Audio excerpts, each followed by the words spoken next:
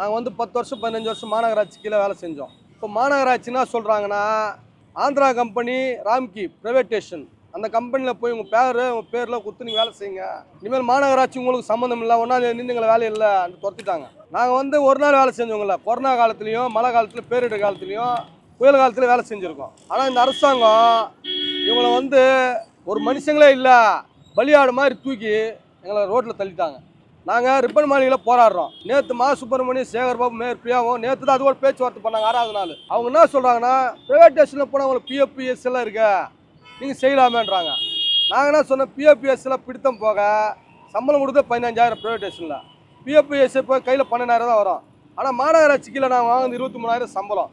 நாளைக்கு எங்களுக்கு எல்லாம் பெனிஃபிட் இருக்குது. மாநகராட்சியில் வழக்கு போட்டிருக்கோம், அந்த வழக்கு எங்களுக்கு சாதகமாக தான் இருக்குது, நிரந்தர வழக்கு. இவங்க என்ன பண்ணாங்க, அப்படியே ப்ரைவேட்டேஷனில் போட்டு அந்த வழக்கு கூட கேஸ் வந்து டிஸ்காலிடேஷன் பண்ணிடணும், நீங்கள் தனியாருக்கு போயிட்டீங்களா, இனிமேல் நீங்கள் ஜெயிக்க முடியாதுன்ட்டு திசை திருப்பி பார்க்குறாங்க. ஆனால் முடியாது.